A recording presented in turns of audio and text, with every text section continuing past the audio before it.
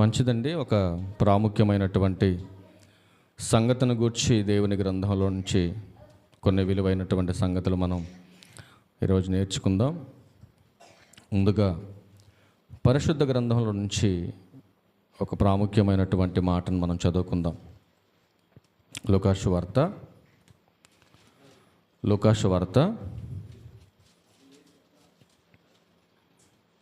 2వ అధ్యాయం. లూకాసు వార్త 2వ అధ్యాయం 11వ వచనాన్ని మనం చదువుకుందాం ఒకసారి. లూకాసు వార్త 2వ అధ్యాయం 11వ వచనం. దావీదు పట్టణమందు నేడు రక్షకుడు మీ కొరకు పుట్టి ఉన్నాడు, ఈయన ప్రభు అయిన క్రీస్తు. ప్రియులారా, ఈ మాట ఈరోజు చదువుకున్నా, రేపు చదువుకున్నా, మరొక రోజు చదువుకున్నా, మనం ఎప్పుడు చదువుకున్నా ఒక కొత్తదనం కనపడుతుంది ఈ పదంలో. నేడు రక్షకుడు మీ కొరకు పుట్టి ఉన్నాడు. ఎప్పుడు పుట్టాడు, ఎక్కడ పుట్టాడు, ఎందుకు పుట్టాడనే 3 క్వశ్చన్స్ మన ముందేసుకొని బైబిల్ గ్రంథాన్ని పరిశోధనతో చదవగలిగినప్పుడు యేసుక్రీస్తు వారు ఎందుకు పుట్టాడో మనకు అర్థమవుతుంది. ఎన్నో సంవత్సరాల నుంచి ఆయన పేరట పండుగ చేస్తున్నటువంటి పండుగ భక్తులందరూ గమనించవలసిన విషయం ఏంటంటే, యేసుక్రీస్తు ప్రభువారు ఎందుకు ఈ లోకంలో పుట్టాడు. ప్రాముఖ్యమైన సంగతి ఏంటంటే ప్రియులారా, ఎప్పుడు పుట్టాడో, ఎక్కడ పుట్టాడో అనేది కాసేపు పక్కన పెడితే, ఎందుకు పుట్టాడో మనకు చాలా అవసరం. మీరు గమనించవలసినటువంటి అవసరం ఉంది. యేసుక్రీస్తు ప్రభువారు ఎందుకు పుట్టాడు? ఆన్సర్ చెప్పగలరు ఎవరైనా? యేసుక్రీస్తు ప్రభువారు ఎందుకు పుట్టాడో తెలియనటువంటి వారు ఆయన పేరట పండుగ చేస్తున్నారు. చాలా ఆశ్చర్యంగా ఉంది ఈ మాట. ఈరోజు ఇక్కడికి ఎందుకు వచ్చానో నాకు తెలియకుండా, దేని కొరకు నేను ప్రయాణిస్తున్నానో అర్థం కాకుండా, నా గమ్యాన్ని నేను చేరలేను. ఒకవేళ చేరినా ఎందుకు చేరానో, ఎందుకు వచ్చానో అర్థం కాకపోతే నేను పని చేయలేను. ఒకటి, ఎందుకు బయలుదేరుతున్నానో తెలియాలి, బయలుదేరుతున్న నా గమ్యం ఏంటో తెలియాలి, చేర్చబడినటువంటి ఆ గమ్యంలో నా పని ఏంటో నాకు అర్థం కావాలి. ఈ రెండిట్లో నేను కరెక్ట్గా ఉంటే నేను బయలుదేరినటువంటి ప్రయాణం, నేను చేర్చబడినటువంటి గమ్యం నాకు ప్రతిఫలాన్ని ఇవ్వగలుగుతుంది. ఈరోజు క్రైస్తవుల పరిస్థితి కూడా అలాగే ఉంది. ఎందుకు యేసుక్రీస్తు వారి పుట్టుక పేరట మీరు పండుగ చేస్తున్నారని అడిగి చూడండి. 100లో 5 మంది మాత్రమే కరెక్ట్ ఆన్సర్ చెప్పగలుగుతున్నారు. 95 మెంబర్స్ ఎందుకు యేసుక్రీస్తు వారు పుట్టాడో తెలియకుండానే సంబరాలు చేసుకుంటున్నారు, సంతోషంలో ఉన్నారు. ఈరోజు సంబరాలు చేస్తున్నారు, సంతోషపడుతున్నారు. కానీ నువ్వు చేస్తున్న ఈ సంబరాలలో, ఈ సంతోషంలో, మరి ఈ సంతోషం నీ కొరకా, దేవుని కొరకా? నిజంగా క్రీస్తు పేరట చేస్తున్నటువంటి క్రిస్మస్ సంబరాలలో క్రీస్తుకు చోటుందా? మీరు ఒక్కసారి ఆలోచించవలసినటువంటి అవసరత సంఘానికి ఉందని ప్రభు పేరట మిమ్మల్ని హెచ్చరిస్తూ ఉన్నాను. ఎందుకంటే రక్షకుడు ఎందుకు పుట్టాడు? దావీదు పట్టణమందు నేడు రక్షకుడు మీ కొరకు పుట్టి ఉన్నాడు అని గబ్రియేలు గారు అక్కడ గొర్రెల కాపరులకు చెబుతూ ఉన్నాడు. కానీ లోక రక్షకుడుగా యేసుక్రీస్తు ప్రభువారు ఎందుకు పుట్టాడో ఎప్పటికైనా మనకు అర్థం కావాలి. రానున్న తరాలకి మనం అర్థమయ్యేలా బోధించాలి. మన కిందటి తరంలో బ్రతికిన వారికి యేసుక్రీస్తు వారి పుట్టుక పరమార్థం అర్థం కాకుండానే వాళ్ళు వెళ్ళిపోయారు. కానీ ఈనాడున్నటువంటి సమాజంలో బ్రతుకుతున్న వారికి కూడా యేసుక్రీస్తు వారి పుట్టుక పరమార్థం అర్థం కాకపోతే నువ్వెంత చేసినా వ్యర్థమే నీ క్రైస్తవ విశ్వాస జీవితం. అందుకే ఒక ప్రవచనం బైబిల్ గ్రంథంలో ఉంది, చాలా ప్రాముఖ్యమైనటువంటి ప్రవచనం. ఆ ప్రవచనం దగ్గరికి వెళ్ళే ముందు కొన్ని మాటలు మనం చూద్దాం. యేసుక్రీస్తు వారు ఈ లోకాన ఎందుకు పుట్టాడు? ఎందుకు పుట్టాడు అది మనకు కావాలి. ఎప్పుడు పుట్టాడో తెలుసా ఎవరికైనా? ఎప్పుడు పుట్టాడో తెలుసా ఎవరికైనా? యేసుక్రీస్తు వారు ఎప్పుడు పుట్టాడో ఎవరికైనా తెలుసా? ఒక్క రెఫరెన్స్ అయినా చూపించగలరా బైబిల్లో? చూపించలేరు. ఎప్పుడు పుట్టాడో తెలీదు, రెండవది ఎక్కడ పుట్టాడో తెలీదు. కానీ ఆయన పేరట పాటలు రాసేశారు, పశువుల పాకలో పుట్టాడని. ఒక్క రెఫరెన్స్ కూడా ఎవడ చూపించలేడు. పశువుల పాకలో యేసుక్రీస్తు వారు పుట్టలేదు.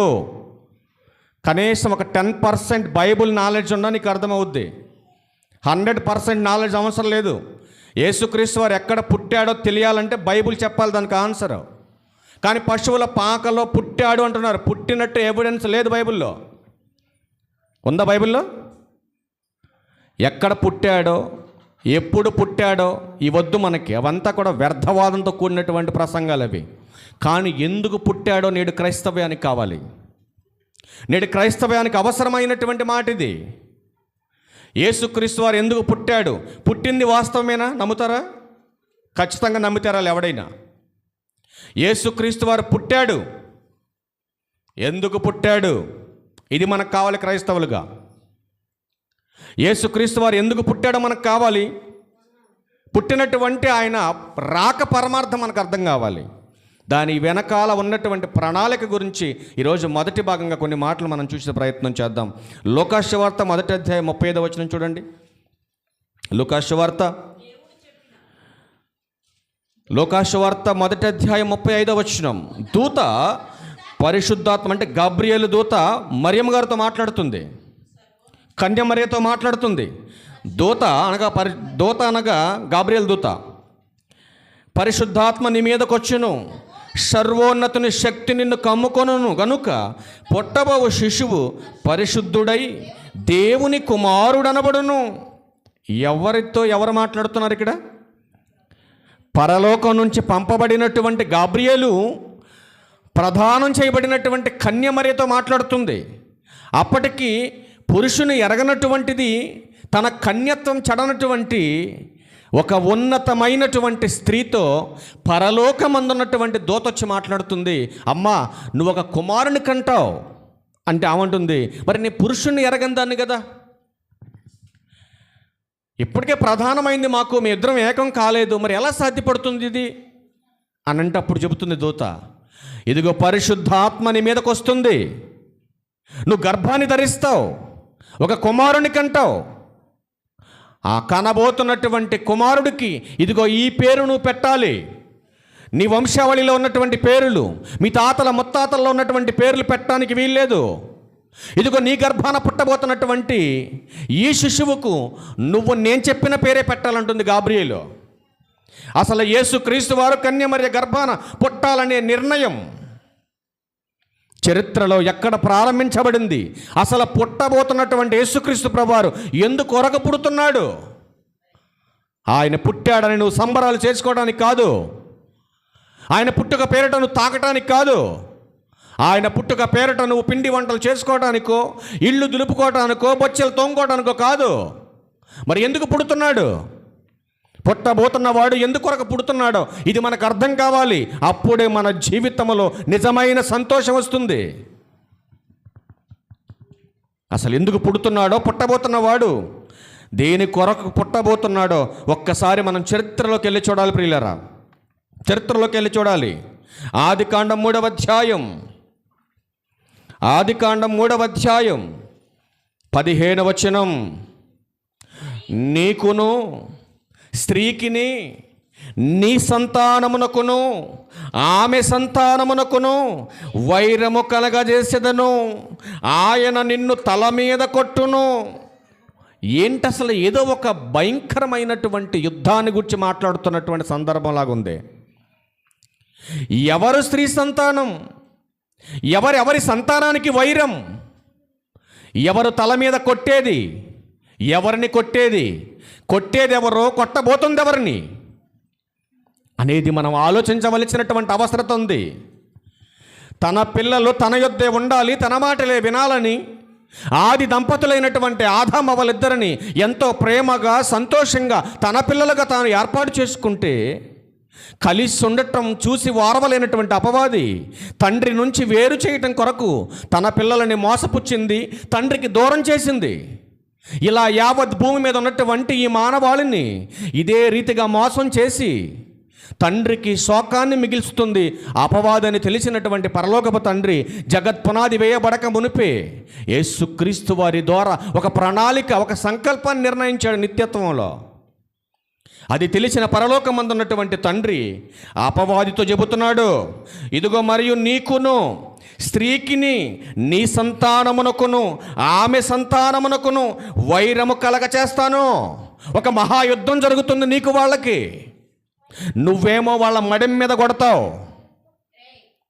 కానీ రాబోతున్న నా కొడుకు మాత్రం నీ తలకాయ కొట్టానికి వస్తున్నాడు, నీ తల మీద కొట్టానికి వస్తున్నాడు.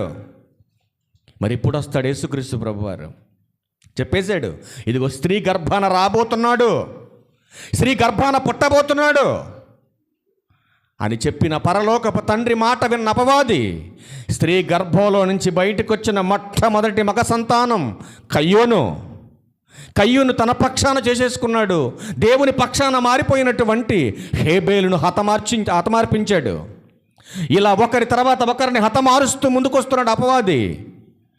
కానీ దేవుడు తన సంకల్పం ప్రకారం ఒకరినొకరిని తప్పిస్తూ యేసుక్రీస్తు వారి రాక కొరకు ఎదురు చూస్తున్నటువంటి విశ్వాసులందరినీ కాపాడడం కొరకు, ఈ మానవాళి రక్షణార్థమై యేసుక్రీస్తు వారిని ఎలా ఈ లోకానికి పంపించబోతున్నాడో ఒక ప్రవచనాన్ని కూడా ఈ సమాజానికి సవాలుగా ఇసిరాడు ఆనాడున్నటువంటి ఇశ్రాయేలుకి.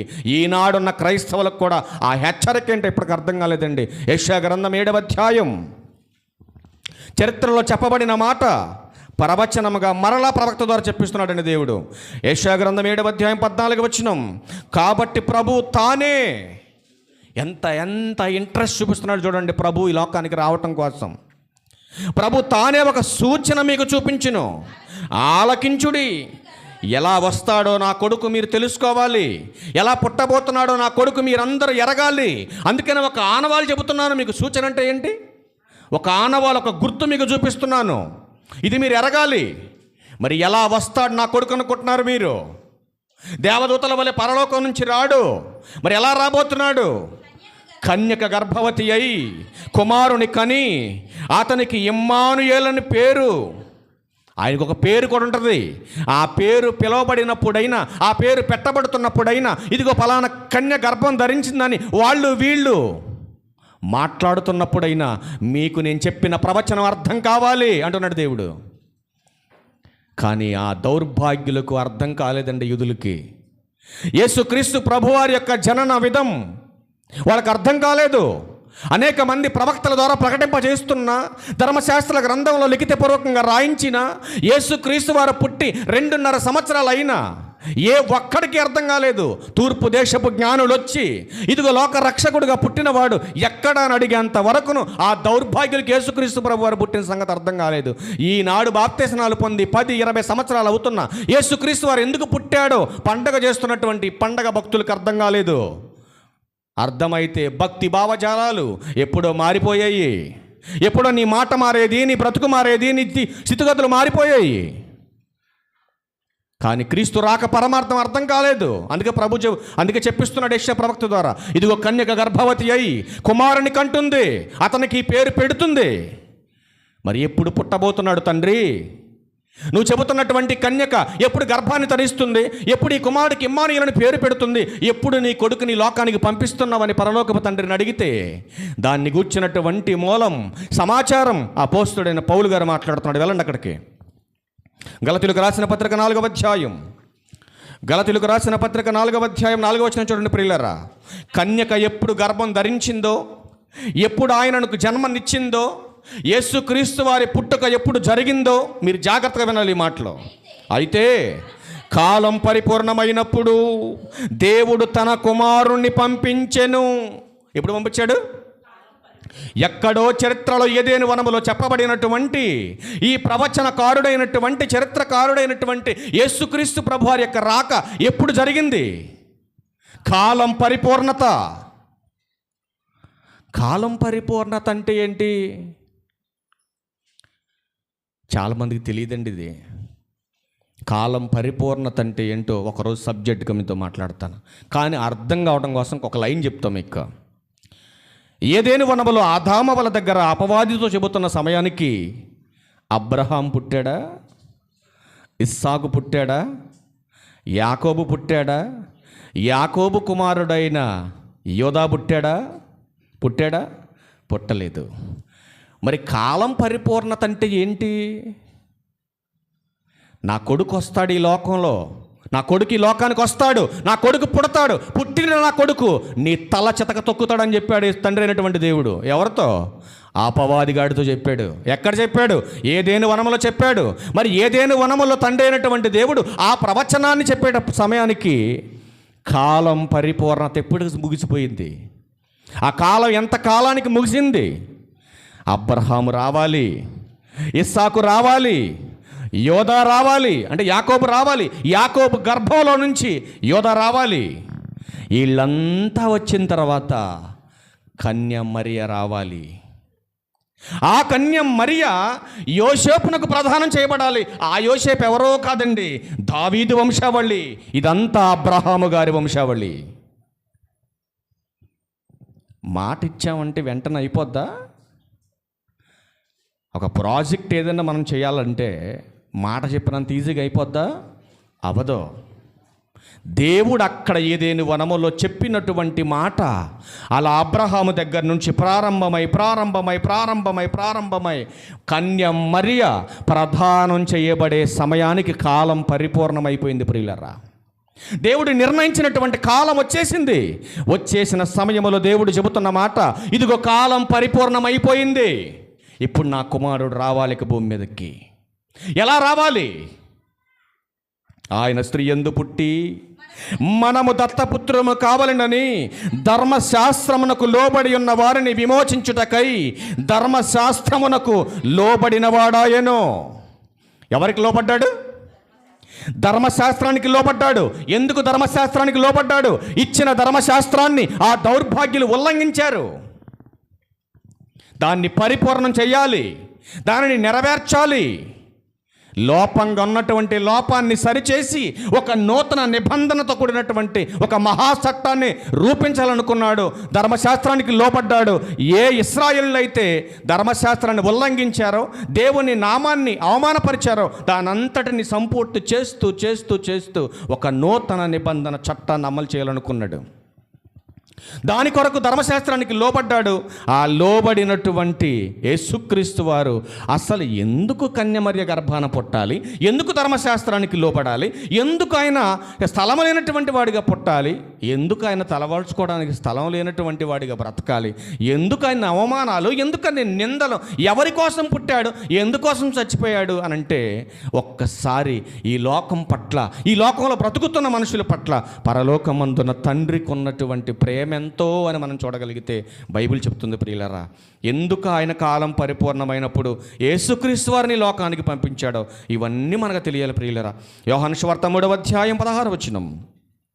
యోహాను సువార్త 3వ అధ్యాయం 16వ వచనం. దేవుడు లోకమును ఎంతో ప్రేమించెను, ఎందుకు తండ్రి నువ్వు కాలం పరిపూర్ణమైనప్పుడు నీ కొడుకును పంపించావు ఈ లోకానికి అనంటే, యోహాను గారు అంటున్నాడు పరిశుద్ధాత్మ ప్రేరణతో, దేవుడు లోకమును ఎంతో ప్రేమించాడు, అందుకే ఈ లోకానికి పంపించాడు. తర్వాత నెక్స్ట్ అంటున్నాడు, ఆయన తన అద్వితీయ కుమారునిగా పుట్టిన వాని యందు విశ్వాసం ఉంచి ప్రతివాడు. ఎందుకు లోకాన్ని ప్రేమించావు? ఎందుకు నీ కొడుకు పుట్టాడు లోకంలో? ఈ రెండు మాటలే మనకు గుర్తు రావాలి. ఒకటి, యేసుక్రీస్తు వారు ఎందుకు పుట్టాడు, రెండవది తండ్రి ఎందుకు పంపించాడు ఈ లోకానికి. ఈ రెండు మనం ముందు పెట్టుకొని చూడాలి బైబిల్ ఎప్పుడు కూడా. తండ్రి ఈ లోకాన్ని ఎందుకు ప్రేమించావయ్యా,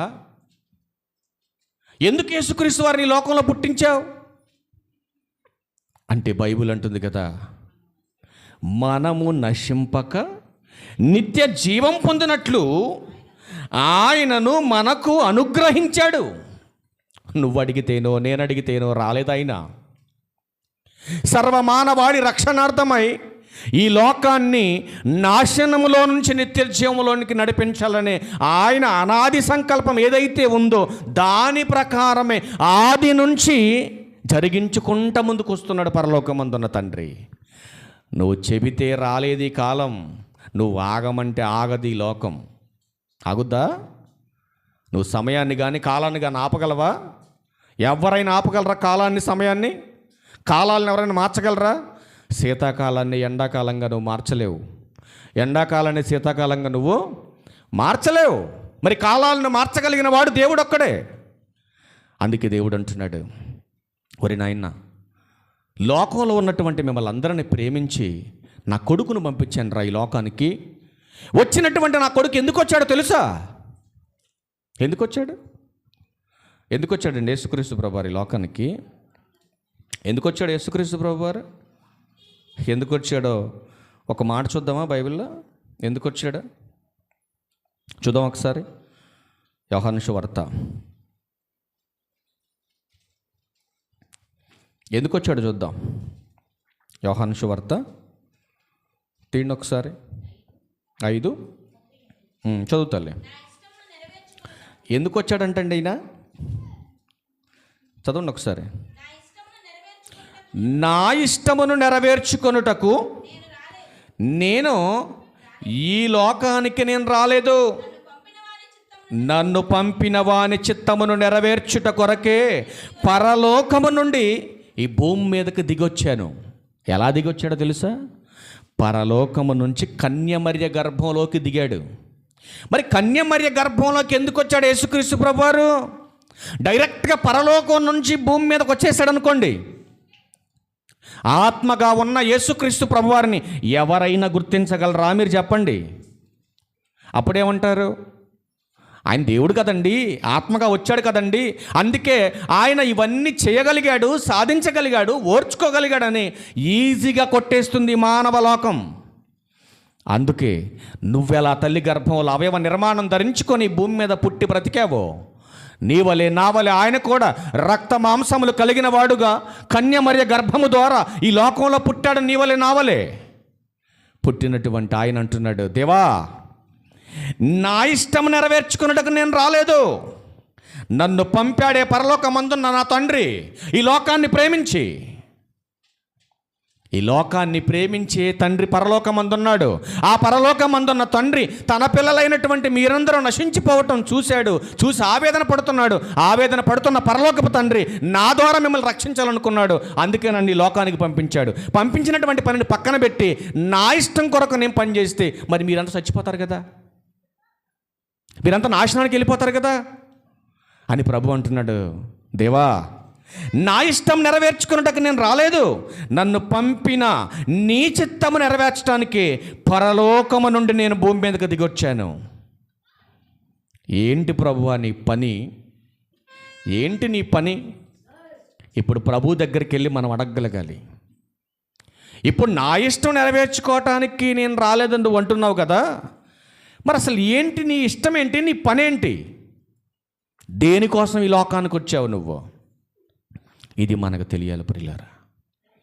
ఇది మనకు తెలియాలంటే అసలు ప్రభువారు ఎందుకు పుడుతున్నాడో మొదటి మాట మనకు అర్థం కావాలి. ఆ మొదటి మాట దగ్గరికి మనం వెళ్దాం. మత్తయి సువార్త దగ్గరికి వెళ్ళండి. మత్తయి సువార్త మొదటి అధ్యాయం 21వ వచనాన్ని చూద్దాం. మత్తయి సువార్త.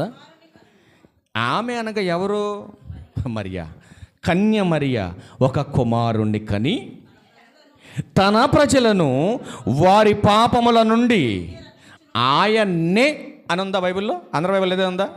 ఎందుకంటే ఆయన్నే రక్షించగలడు. ఆయన నామములో మాత్రమే రక్షణ ఉంది. అందుకే కంటిన్యూషన్ చేయండి అన్నమాట. ఆయనే రక్షించును కనుక ఆయనకు యేసు అని పేరు పెట్టుదువనెను. జాగ్రత్తగా మీరు వినాలి. ఇప్పుడు చెప్పండి, యేసుక్రీస్తు ప్రభువారు నా తండ్రి పని నెరవేర్చడానికి నేను వచ్చానని చెప్పాడు కదా, అవునా? ఇదిగో నా ఇష్టాన్ని నెరవేర్చట కొరకు నేను రాలేదు, నా తండ్రి ఇష్టాన్ని నెరవేర్చడానికి నేను వచ్చానని చెప్పాడు. ప్లేస్ ఆరకపోతే కొంచెం ముందుకు జరగండి. మీరు మధ్యలో డిస్టర్బ్ చేస్తే నేను ఆమెను చెప్తా. అది అల్లరి చేయకుండా ముందుకు వచ్చి కూర్చోండి. ఎప్పుడైనా సరే ఒక గుడ్ లక్షణం ఏంటంటే ముందు వచ్చినోడు ముందు కూర్చోవాలి. అది గుడ్ లక్షణం అంటారు దాన్ని. నువ్వు అక్కడ మధ్యలో కూర్చుంటే నేను దాటుకొని ముందుకు రాలేరు కదా వాళ్ళు. కొంచెం ముందుకు జరిగి కూర్చుంటే వచ్చేళ్ళు కూర్చుంటారు. మళ్ళీ నీకు మధ్యలో ఆఫీసర్లాగా నీకు బొట్టు కాడికి పెట్టి చెప్తారేంటి జరుగు ముందుకని. ఇప్పుడు చెప్పండి, యేసుక్రీస్తు వారు ఎందుకు పుట్టాడు?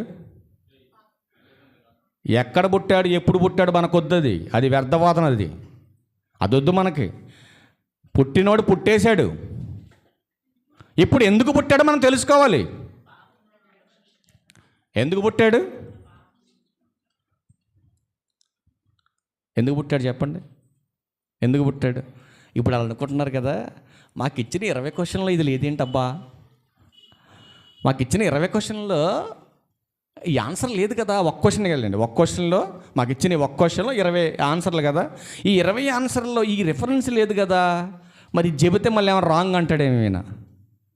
అవునా? ఇదే మాట ఎక్కడుంది మన జవాబులు? ఇదే సందర్భం ఎక్కడుంది? పౌలు గారు చెప్పాడు కదా, తిమోతి గారికి రాసిన మొదటి పత్రిక 1వ అధ్యాయం 15వ వచనం. తిండి ఒకసారి అక్కడికి వెళ్దాం మనం. ఆయన ఏం చెప్తున్నాడు అక్కడ? ఎందుకు పుట్టాడో తిండి ఒకసారి. ఎందుకు పుట్టాడు చూడండి అక్కడ. తిమోతి గారికి రాసిన మొదటి పత్రిక 1వ అధ్యాయం 15వ వచనంలో, యేసుక్రీస్తు ప్రభువారు ఎందుకు పుట్టాడో నీకు తెలియాలి. ఎందుకు పుట్టాడో నీకు తెలియాలి. పాపులను రక్షించుటకు యేసుక్రీస్తు లోకమునకు వచ్చిన వాక్యం నమ్మదగినది, పూర్ణ అంగీకారమునకు యోగ్యమైనదై ఉన్నది. అది నువ్వు నమ్మాలి. నేడు రక్షకుడు నా కొరకు పుట్టి ఉన్నాడు అని చెప్పుకుంటున్నాం, బాగుంది. ఇప్పుడు నాలంటోడు ఎదురయ్యి ఎందుకొరకు పుట్టాడు చెప్పవా అని అడిగిండు అనుకో, ఏం చెప్తావు అప్పుడు? ఎర్రముఖం వేసుకునేట్టు చూస్తావాడు. ఇంకా మరి నీకు ఆన్సర్ తెలియాలి కదా. యేసుక్రీస్తు ప్రభువారు ఎందుకు పుట్టాడు? మొదటి మాట, ఎందుకు పుట్టాడు? పాపులను రక్షించటానికి పుట్టాడు. ఎందుకు పుట్టాడు? మీరు చెప్పండి తల్లి, ఎదురు కూర్చున్నాళ్ళు.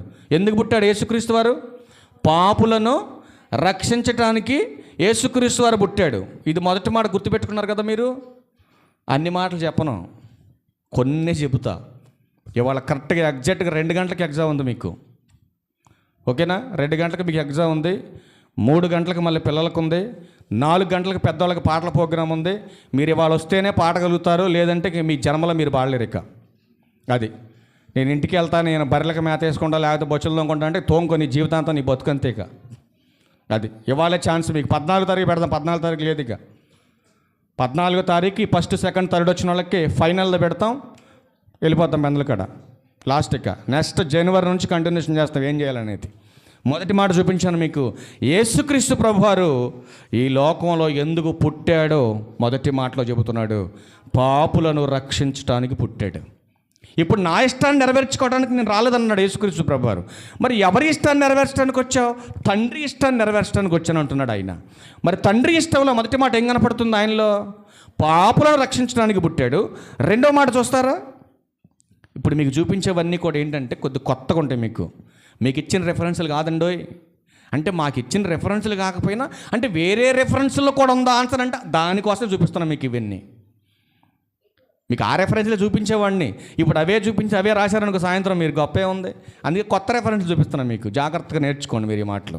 యోహాను సువార్త ఏ రెఫరెన్స్లు అయితే మీకు ఇచ్చానో అదే సందర్భాలు మళ్ళీ మీకు వేరే రెఫరెన్స్లు చూపిస్తున్న కొన్ని మాత్రమే. యోహాను సువార్త 1వ అధ్యాయం 18వ వచనంలో ఎందుకు వచ్చాడో చెప్పాలి తర్వాత మీరు.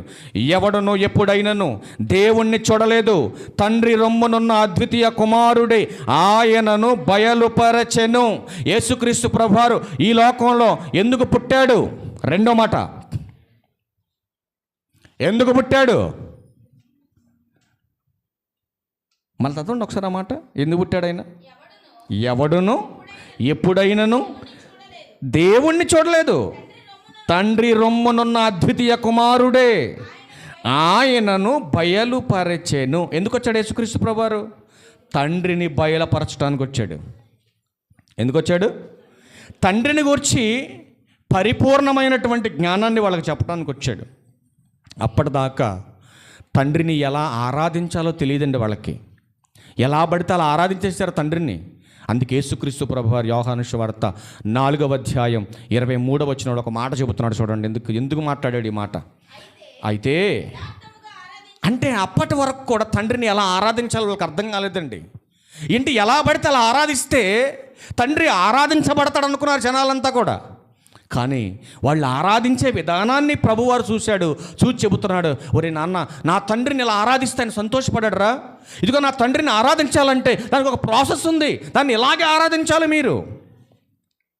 కాబట్టి దేవుణ్ణి ఎలా ఆరాధించాలి? యథార్థంగా ఆరాధించాలి. మరి యథార్థంగా ఆరాధించాలంటే ఎలా ఆరాధించాలి? 24లో చెప్పాడు, దేవుడు ఆత్మ కనుక ఆయనను ఆరాధించువారు ఆత్మతో సత్యముతో ఆయనను ఆరాధించాలి. అంటే దేవుణ్ణి ఆరాధించటం అంటే ఆరాధనతో కూడినటువంటి పాటలు రాసినంత మాత్రాన ఆ పాటలు మనం నేర్చుకొని పాడినంత మాత్రాన అది ఆరాధన అయిపోదు తండ్రికి. మరి దేవుణ్ణి ఆరాధించాలంటే ఏం కావాలి తెలుసా మీకు? ఆత్మ, పరిశుద్ధాత్మ కావాలి మనకి. సత్యము కావాలి. సత్యం అంటే లేఖనం కావాలి. లేఖనం సపోర్ట్ చేసే పాట కావాలి. ఏ పాట అయినా నువ్వు పాడితే అది లేఖనం సపోర్ట్ చేయాలి. అది ఆత్మ సంబంధమైన పాట అయి ఉండాలి. ఆత్మ సంబంధమైన పాట, ఆత్మ సంబంధమైనటువంటి లేఖనం సపోర్ట్తో నువ్వు పాడితేనే, నువ్వు ప్రకటిస్తేనే, ప్రార్థిస్తేనే తండ్రిని ఆరాధించినట్టు. ఇచ్చే కానుకైనా ఆత్మీయతతో కూడినటువంటి కానుక ఇవ్వాలి. అప్పుడు అది దేవునికి అంగీకారం అవుతుంది. అది దాని గురించి మాట్లాడుతున్నాడు. అంటే తండ్రిని బయలుపరచడానికి యేసుక్రీస్తు ప్రభువారి లోకానికి వచ్చాడు. అది రెండవ మాట. నెక్స్ట్ మూడో మాట మీరు చూడగలిగితే, నెక్స్ట్ మూడో మాట లూకాసు వార్త. ఇది మీకు ఇచ్చేసాం ఆల్రెడీ. లూకాసు వార్త 19వ అధ్యాయం వచనం గుర్తుండి చెప్పండి ఎవరైనా. లూకాసు వార్త 19వ అధ్యాయం వచనం గుర్తుంటే మీరు చెప్పాలి. ఎన్నో వచనం? 10వ వచనం. యేసుక్రీస్తు వారు ఎందుకు పుట్టాడు చెప్పాలి మీరు ఇప్పుడు. నశించిన దానిని వెదకి రక్షించుటకు మనుష్య కుమారుడు వచ్చనని అతనితో చెప్పాను. ఎవరితో? జక్కయ్యతో చెప్పాడు.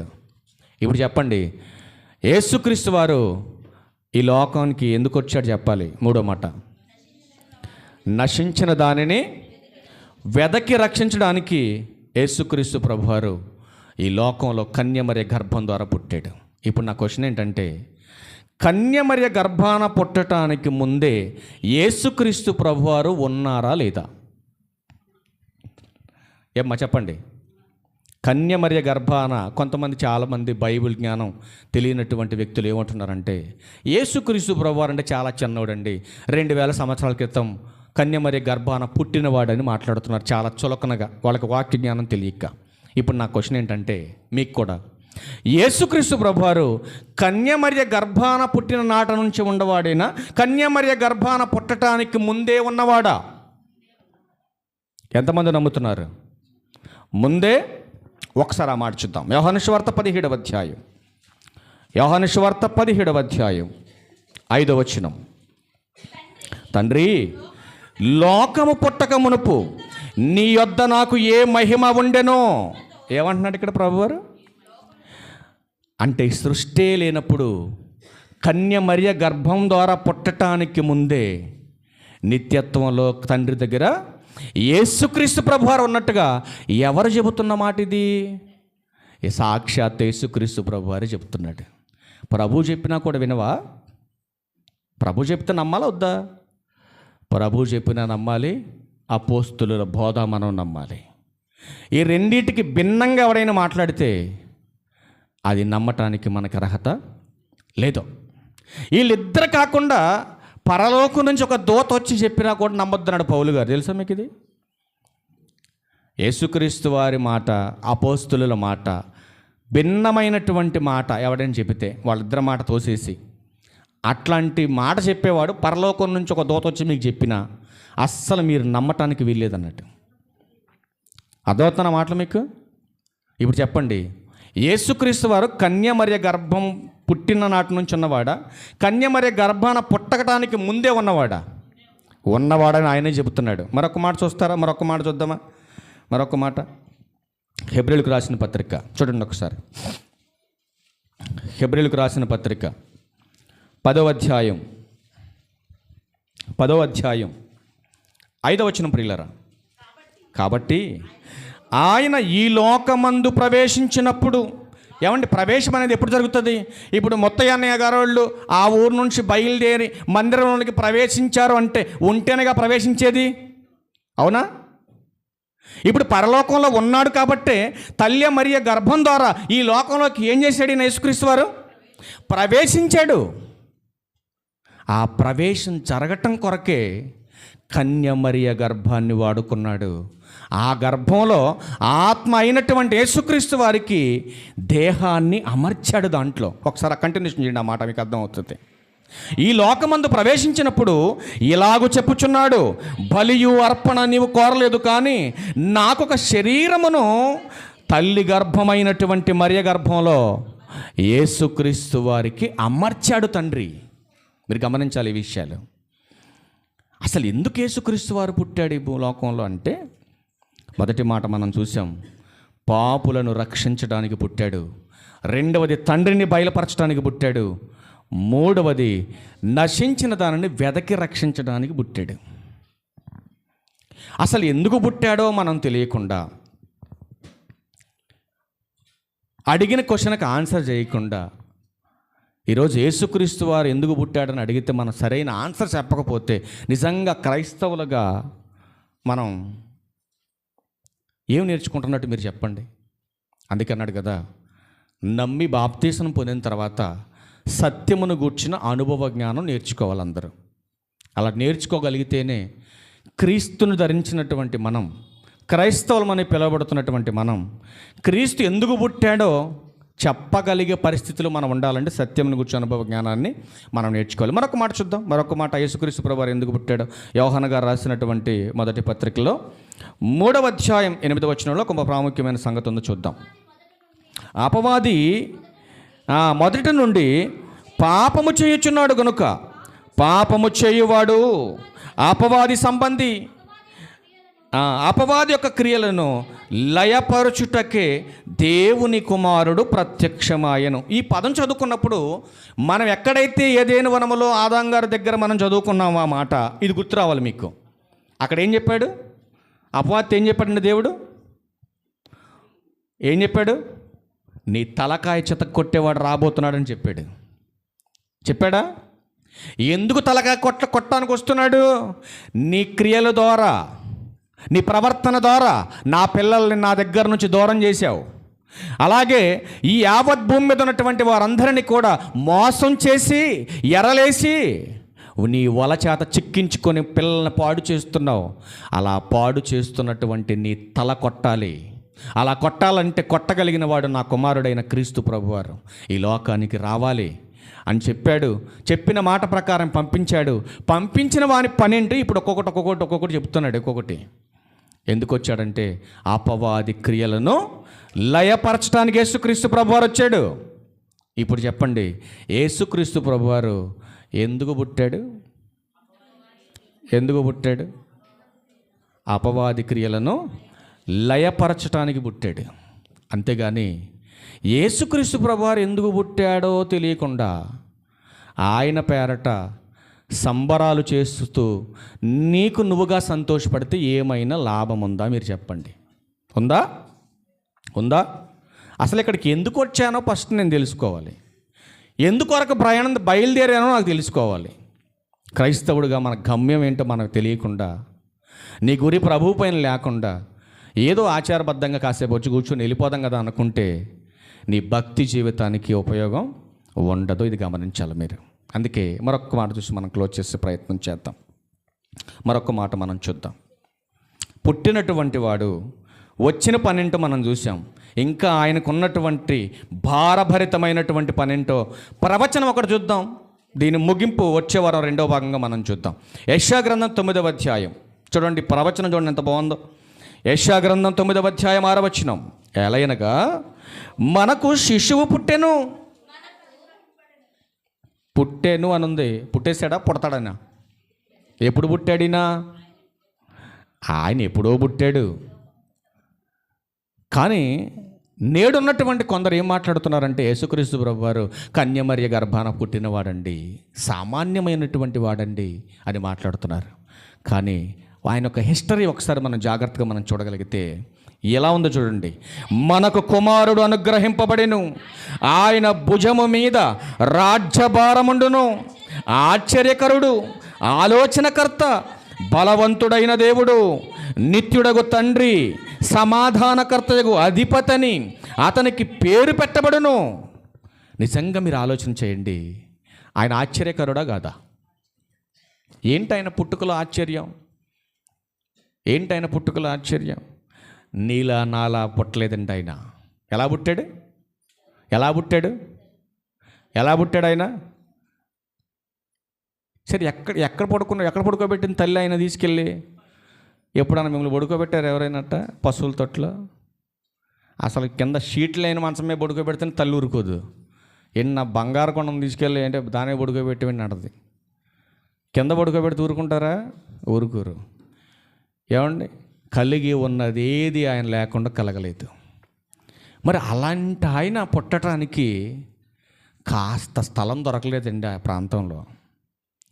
కానీ ఆ తల్లి జన్మించి పుట్టిన తర్వాత బిడ్డను తీసుకెళ్ళి సత్రములో స్థలము లేకపోవటం వలన పశువుల తొట్టిలో ఆ మహానుభావుని పొరుండబెట్టింది.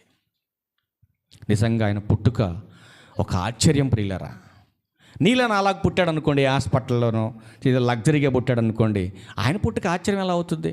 మీరు ఆలోచించండి. ఆయన పుట్టుక ఆశ్చర్యం కాబట్టే ఆశ్చర్యకరుడు అనే పేరు వచ్చింది ఆయనకి. నిజంగా మీరు ఆలోచించండి, ఆయన బ్రతికిన బ్రతుకు కాలం అంతా కూడా ఎప్పుడైనా సంతోషపడినటువంటి సెంటెన్స్ ఒక్కటి కనపడదు మనకి ఎక్కడ కూడా. ఎలా బ్రతికాడో తెలుసండి? ఎవరి కోసం బ్రతికాడో తెలుసండి? ఎవరు చెబితే ఆ ప్రణాళిక ప్రకారం ఆయన బ్రతికాడు. మీకు ముందే చెప్పారనుకో, ఎవరైనా వీర్రాఘపురం వెళ్ళంగానే నీ మీద చెప్పులేస్తారు, నీ మీద పేడ కొడతారు, నిన్ను పట్టుకొని కొడతారు, నిన్ను అవమానిస్తారు, నిన్ను నిందిస్తారు, నిన్ను ఇలా చేస్తారు అని ముందే ఒక స్కిట్ లాగా నీకు రాసేసి ముందే నీకు ఎవరైనా వినిపించాడు అనుకోండి, ఇక్కడ జరిగేది. వస్తావా? ఇక్కడికి వస్తావా? ఒరే నాన్న, ఇలా జరిగిన తర్వాత నీకు ₹1,00,00,000 ఇస్తారా అని చెప్పినా కూడా వస్తావా? వస్తావా? పొరపాటును కుట్రావు. ₹1,00,00,000 ఇస్తానన్నారు కదా, కొద్దిగా ఆలోచిస్తే బాగానే తిట్టారులే, బాగా మా తిట్టనే, చెప్పులేగా వేసారులే, వేయని పేడేగా కడుక్కుంటే పోద్దలే అనుకున్న తర్వాత ₹1,00,00,000 ఇస్తానన్నారా, అయితే రెడీ అన్నాం అనుకోండి. ఎవరు మొత్తం చెప్పలేదురా, నీకు సగమే చెప్పాను నేను, కంటిన్యూషన్ చేత జాగ్రత్తగా విను. ₹1,00,00,000 కావాల్సింది నీకు ₹1,00,00,000, అయితే మొత్తం చెప్తున్నా విను. చెప్పులతో కొడతారు, పేడేస్తారు, అవమానిస్తారు, నిందిస్తారు, నిన్ను ఊరేస్తారు అని చెప్పాలా? వస్తావా? అప్పుడు వస్తావా? పొరపాటును కూడా రావు మనం. కానీ ప్రభువారు మాత్రం, తండ్రి, ఆ అపవాది మోస బారిన పడిపోయినటువంటి నీ పిల్లలంతా నాశనానికి జారిపోతున్నారు. ఇప్పుడు వీళ్ళందరినీ రక్షించాలంటే నువ్వు నన్ను పంపిస్తే నేను వెళ్తాను తండ్రి. కానీ నీకు ఒక ప్రణాళిక ఉంది. ఇదిగో నా ద్వారా నీ ఎదుట పరిశుద్ధులుగా నిర్దోషులుగా నిలబెట్టుకోవాలని నీకున్నటువంటి ప్రణాళికకు తండ్రి నేను వెళ్తాను తండ్రి అని చెప్పేసి యేసుక్రీస్తు ప్రభువారు సిద్ధపడినట్టుగా మనకు కనపడుతూ ఉంది. అందుకే నీ చిత్తమే జరగాలంటాడు ప్రతి దాంట్లో కూడా. నాదంటే ఏమీ లేదు, నువ్వేం చెప్పావో అదే చేస్తాను. ఇక్కడికి వచ్చి నేను ప్రాణం పెట్టాలంతే కదా తండ్రి. ఎంతమంది నిందించిన అవమానించిన తట్టుకోవాలి అంతే కదా నేను. కానీ ఒక మాట ఉంటుందండి, భలే ఉంటుందండి ఆ మాట. ఎలా పుట్టాడో చూడండి ఒకసారి, ఎలా పుట్టాడో చూడండి ఒకసారి. పిలిపిలికి రాసిన పత్రిక, ఆయన గొప్పతనం చూడండి ఎంత బాగుంటుందో ఈ మాటలో. ఎలా పుట్టాడు? పిలిపిలికి రాసిన పత్రిక 2వ అధ్యాయము 6వ వచనం. ఆయన అనగా యేసుక్రీస్తు వారు దేవుని స్వరూపము కలిగిన వాడై ఉండి దేవునితో సమానముగా ఉండుట విడిచిపెట్టకూడని భాగ్యమని ఎంచుకొనలేదు కానీ వెళ్ళమని చెప్పాడు తండ్రి. ఎవరైనా నన్ను వెళ్ళిపో, నా పిల్లలందరి కోసం నువ్వు ప్రాణం పెట్టాలి. ఎందరో నిన్ను నిందిస్తారు, అవమానిస్తారు, నిన్ను పాపిగా ఎంచుతారు, దొంగల్లో ఒక్కడగా నిన్ను నిలబెడతారు, నిన్ను తీసుకెళ్ళి చంపుతారు అని చెప్పి తండ్రి చెప్పినా కూడా, ఎందుకు తండ్రి నేనెందుకు వెళ్ళాలి? నీ అంతటోని నేను, నీతో పాటు నీ సింహాసనం మీద కూర్చున్నవాడిని, నేనెందుకు తండ్రి వెళ్ళటం అక్కడ దాకా అని అన్నాడా? సమానముగా ఉండుట విడిచిపెట్టకూడని భాగ్యమని అస్సలు ఎంచుకోలేదండి ఆయన. నా తండ్రి అంతటోని నేను, నా తండ్రి తర్వాత స్థానం కలిగిన వాడిని నేను, ఆయనకున్నటువంటి ఆధిపత్యం నాకు కూడా ఉంది అనే అహం ఎక్కడ ప్రభువారికిలో కనపడలేదండి. ఏమంటున్నాడు చూడండి తర్వాత, మనుషుల పోలికగా పుట్టి ఏ స్వరూపాన్ని ధరించాడు చూడండి. నీ కోసం నా కోసం ఈ లోకానికి వచ్చిన యేసుక్రీస్తు ప్రభువారు దేవునితో సమానంగా ఉన్నటువంటి ఆయన శరీరధారిగా ఈ భూమి మీద పుట్టి ఎవరి స్వరూపం ధరించుకున్నాడండి? మనుషుల పోలికగా పుట్టినటువంటి ఆ మహనీయుడైన యేసుక్రీస్తు ప్రభువారు ఎవరి పోలిక ధరించుకున్నాడండి? దాసుడంటే పనివాడుగా తగ్గించుకున్నాడు. ఎంత తగ్గింపండి ఆయనకి, మీరు ఆలోచించండి. దాసుడుగా పనిచేయటం అంటే మామూలు విషయం అండి. ఒక డబ్బున్నోడు ఏమీ లేనోడుగా అడుక్కోమంటే అడుక్కుంటాడండి. ఒక్కరోజు భిక్షాటం చేయాలంటే చేస్తాడా? సినిమాలు కాదులేండి, సినిమాల్లో చేస్తారులే, ఆ తర్వాత బాగానే బతుకుతారు వాళ్ళు. ఇది రియల్గా జరిగినటువంటి హిస్టరీ ఇది. ఎక్కడో తండ్రితో సమానంగా ఉన్నటువంటి ఆయన ఆ పరలోకం నుంచి మానవాళి రక్షణార్థమై కన్యమర్య గర్భాన పుట్టి శరీరధారిగా ఈ లోకానికి వచ్చి ఒక దాసుడిగా స్వరూపాన్ని ధరించాడంటే చూడండి, కంటిన్యూషన్ చేయండి, బాగుంటుంది అన్నమాట. ఎలా చేసినాడు చూడండి. తనను తానే రిక్తునిగా చేసుకొనెను, మరియు ఆయన ఆకారమందు మనుషుడిగా కనబడి మరణం పొందునంతగా, అనగా ఎలా మరణించాడంటారని చెప్పే, అనగా శిలువ మరణము పొందినంతగా విధేయత చూపిన వాడై తన్ను తానే తగ్గించుకొనెను. ఎంత తగ్గించుకున్నాడో తెలుసా అండి? ఎంత తగ్గించుకున్నాడో తెలుసా? నిజంగా యేసుక్రీస్తు వారికి ఉన్న తగ్గింపు స్వభావం నిజంగా ఎక్కడ ఏ క్రైస్తవుల్లో కనపడలేదండి. ఎక్కడో రేరుగా ఉన్నారు కొంతమంది అంతే. క్రీస్తుని ధరించిన క్రైస్తవుల్లో ఉండవలసినటువంటి పైన 5వ వచనంలో ఏముంది చదవండి ఒకసారి. 5వ వచనంలో, క్రీస్తు యేసునకు కలిగిన ఈ మనస్సు మీరును కలిగి ఉండండి. ఎవరికి చెప్తున్నాడు పౌలు గారు ఇది? నమ్మి బాప్తీస్మము ద్వారా క్రీస్తును ధరించిన యావత్ క్రైస్తవ్యానికి చెబుతున్నాడు. క్రైస్తవులని పిలువబడుతున్నారు పేరుకు మాత్రమే. మరి ఎంతమందిలో ఉంది తగ్గింపు? ఎంతమందిలో కనబడుతుంది దాసుని స్వరూపం? ఎంతమంది రిక్తులుగా చేసుకుంటున్నారు?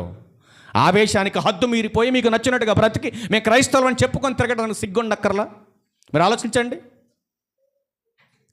క్రీస్తు వారి త్యాగం అర్థం కానటువంటి నీవు ఆయన పేరట ఏంటి నువ్వు చేసేది? ఆయన ఎందుకు పుట్టాడో నీకు అర్థం కానప్పుడు నీ భక్తి జీవితం వ్యర్థం. అందుకే బైబిల్ హెచ్చరిస్తూ ఉంది, అసలు యేసుక్రీస్తు అనేవాడు ఆయన ఎందుకు పుట్టాడు కన్యమరి గర్భాన? దేవుని ప్రణాళిక, దేవుని సంకల్పం, దేవుని కొరకు అనుగ్రహించాడు ఈ లోకానికి యేసుక్రీస్తు వారిని. ఎవ్వరూ నశించటానికి వీలు లేదు. నశించి నరకానికి జారిపోతారని తెలిసినటువంటి తండ్రి తన ఏకైక కుమారుణ్ణి ఈ లోకాన్ని ప్రేమించి ఈ లోకానికి పంపించాడు. పంపించినటువంటి ఆయన ఎందుకు పంపించబడ్డాడని అడిగితే బైబిల్ చెబుతుంది, నిత్య జీవం కొరకు పంపించబడ్డాడు. మరి నిత్య జీవాన్ని మనం పొందాలంటే యేసుక్రీస్తు వారిని సొంత రక్షకుడుగా మనం అంగీకరించాలి. మరి శరీరధారిగా పుట్టినటువంటి యేసుక్రీస్తు వారి గొప్పతనం ఏంటో వచ్చే వారం మనం చూద్దాం. తలడ వంచండి, చిన్న ప్రార్థన చేసుకుందాం. సకల ఆశీర్వాదాలకు కారణభూతుడైన మా తండ్రి, మీ ఉన్నతమైన ఘనమైన నామానికి కృతజ్ఞతాస్తుతులు చెల్లిస్తూ ఉన్నాము దేవా. మీ ప్రియకుమారుడు యేసుక్రీస్తు ప్రభు వారిని ఈ లోకానికి ఎందుకు పంపించారో, దాని వెనకాల ఉన్నటువంటి పరమార్థం ఏంటో కొన్ని సందర్భాలు మాత్రమే నీ పిల్లలకు తెలియపరిచాను తండ్రి. మీ కుమారుని యొక్క రాక ఎందుకొరకో ప్రతి ఒక్కరు కూడా తెలుసుకొని దానిని అనుసరించి ప్రవర్తించడానికి మీ సహాయమని, మీ కృపను మా అందరితో ఉంచి నడిపించమని క్రీస్తు వారి పరిశుద్ధమైన నామములో ఈ ప్రార్థనా విన్నపములన్నీ కూడా అడిగి వేడుకొనుచున్నాము తండ్రి. ఆమేన్. అందరికీ వందనాలు.